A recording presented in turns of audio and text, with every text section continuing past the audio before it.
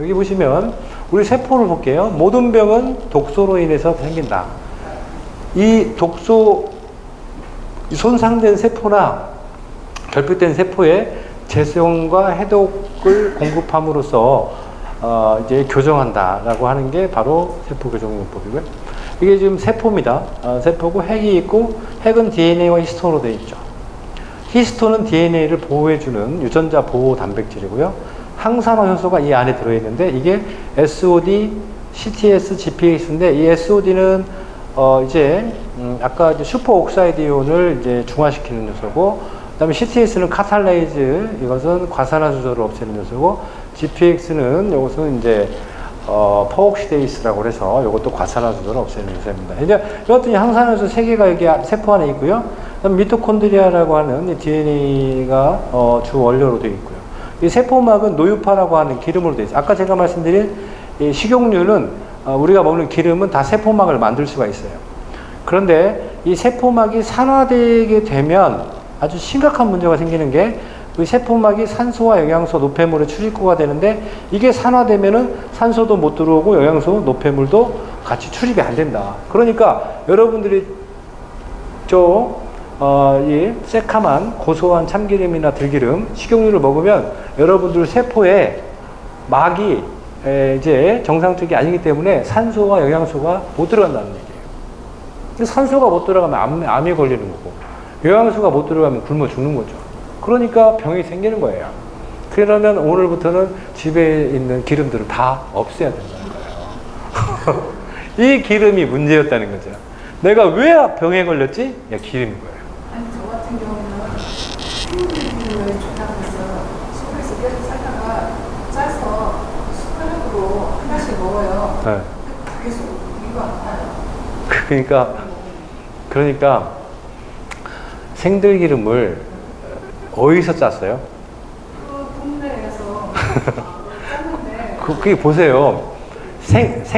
생들기름을 짰죠? 생들기름을 생들깨를 가지고 짰죠? 그런데 그 생들기름을 짜는 기계가 온도가 몇 도에서 짰는가를 보면 대부분 거기에 온도는 100도 정도에서 짜요.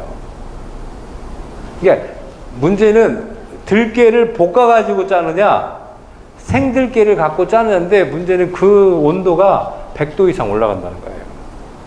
네. 그러니까 그건 이제 그 좋은 들기름이 아니고, 제가 말하는 좋은 들기름은 뭐냐면 25도 미만에서 짜야 돼요. 네? 25도에서 짜기가 쉽지가 않아요. 그리고 그건 기름이 안 나와요. 25도에서. 그래서 그것은 아주 특별한 이제 그 플랜트 시설을 통해서만 나올 수가 있어요. 그러니까 그런 25도 미만에서 착용하게 되면 배가 아픈 게 없어요.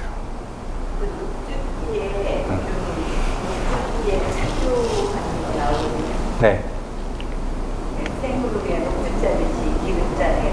네.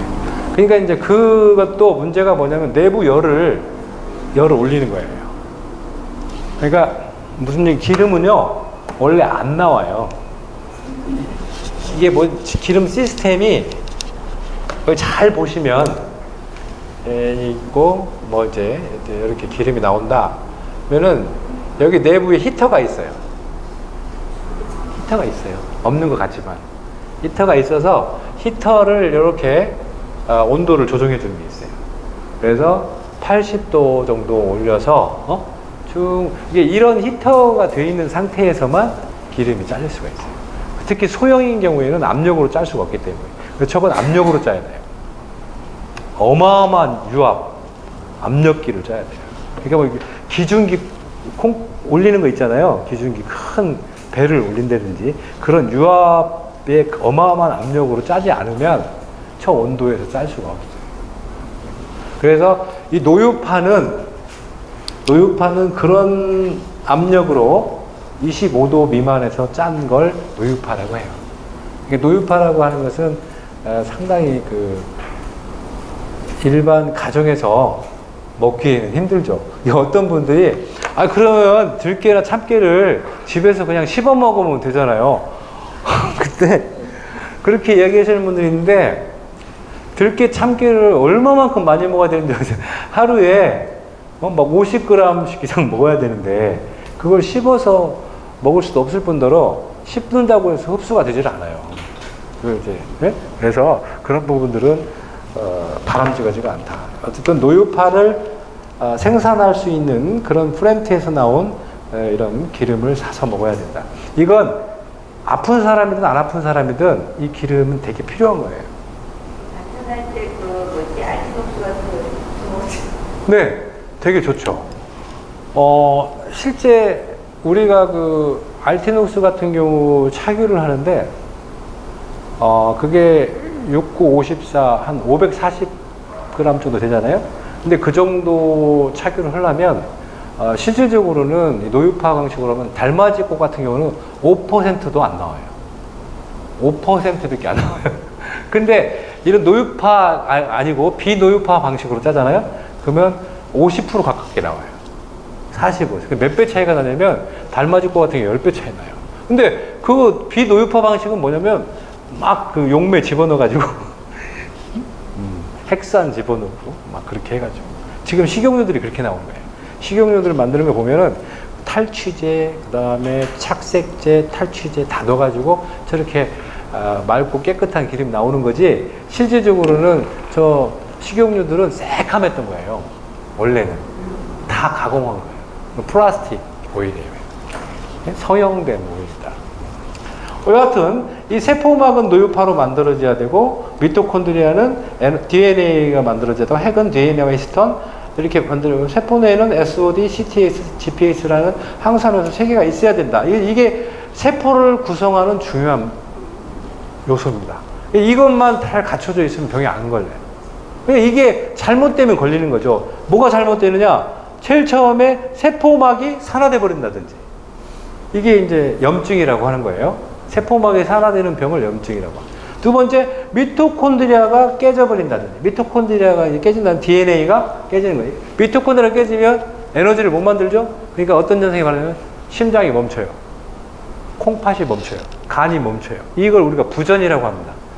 간 기능이 떨어지고 심장 기능이 떨어지고 콩팥 기능이 떨어지고 이런 기능이 완전히 떨어지는 병을 우리가 간부전, 심부전, 뇌부전, 혈부전, 부전이라고 발기부전도 마찬가지 다 부전이 되는 거예요. 이게 미토콘드리아 관련이 돼 있고 핵의 DNA와 히스톤이 문제되는 거 암이라고 해요. 그래서 암에 천천히 자라는 암을 양성종양, 암이 빨리 자라는 조직이 빨리 자라는 걸 악성종양, 완전히 빠르게 자라는 걸 초악성종양 이렇게 되는 거예요. 그러니까 이제 암이 3가지가 있어요. 천천히 자라는 거. 근데 그 가운데도 그레이존이 많아요. 그래서 예측이 안 되는 경우가 상당히 많이 있다. 근데 어떤 경우에는 뭐 1기로 봤는데 갑자기 막 확 커지는 사람도 있고 어떤 사람은 3기, 4기로 봤는데도 천천히 가는 사람이 있고 이건 굉장히 임상에서 예후를 측정할 수가 없기 때문에 굉장히 어렵다. 그래서 그럼에도 불구하고 이 핵이라고 하는 부분들이 암의 원인이 되기 때문에 이걸 관리를 잘해야 된다는 거예요. 특히 DNA를 관리를 잘해야 됩니다. 네, 아까도 말씀드렸지만 스트레스와 독소가 세포막을 빨갛게 산화시키는 게 염증이죠. 그 다음에 세포막과 미토콘드리아를 빨갛게 산화시키는 게 이제 부전이고요. 세포막과 미토콘드리아 핵까지 빨갛게 산화시키는 게 암세포다. 그래서 염증세포를 이 빨간 세포막을 노란 걸로 바꿔주려면 2가지가 들어가야 된다. 안토시아닌과 노유파가 들어가야 된다. 그래서 이걸 4개월간 써주면 염증세포가 교정된다는 거예요. 안토시아닌과 노유파를. 그런데 이건 뭐냐? 폴리사카라이드는 다당체인데 여러분 그 베타글루칸 같은 거 들어보셨죠? 베타글루칸, 뭐 후코이단, 알긴산, 뭐 이런 것들을 우리가 다당류라고 하거든요. 그 다음 뭐 다당류들은 많아요. 황기 다당체도 있고, 뭐 홍삼 다당체, 인삼 다당체 많은데 그런 다당체를 우리가 폴리사카라이드라고 합니다. 이 폴리사카라이드가 딱 들어가면 어디에 좋냐면 비만 체질들 있죠. 이 비만 체질들이 이렇게 약간 체질이 바뀌어지는데 되게 중요한 역할을 합니다. 그래서 안토시아닌, 노유파는 염증에 쓰는데 이 폴리사카라이드는 약간 비만형, 지방이 문제가 있는 사람들한테 쓰면 더 효과적이어서 이 세 가지를 주로 씁니다.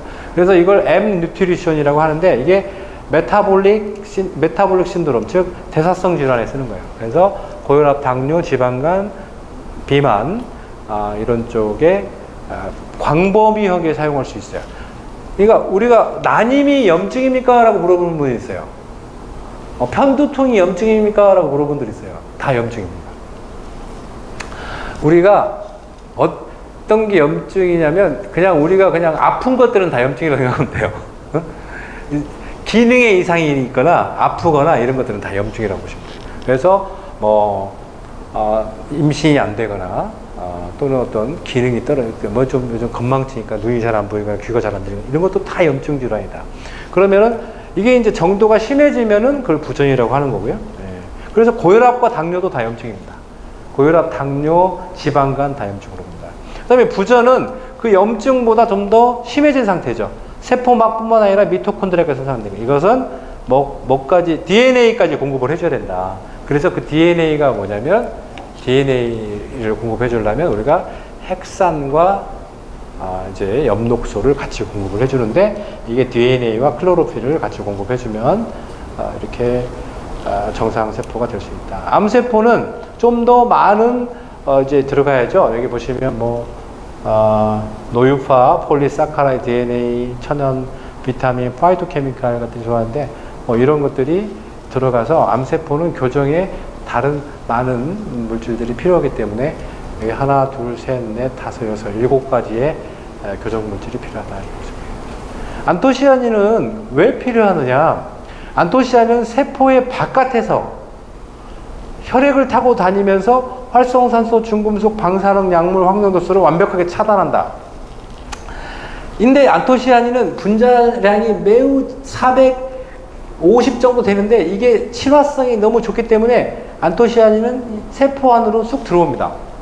그냥 무사 통과예요. 통과해서 이 세포 안에서도 발생되는 자연적인 활성산소를 안토시아닌이 제거하고 이 세포 안에 있는 이제 어떤 우리가 유해한 바이러스들도 안토시아닌이 잡을 수가 있다. 사실은요, 저희가 실험을 해본 결과 안토시아닌하고 신종플루 바이러스하고 이렇게 붙여놓으면 신종플루가 죽어요.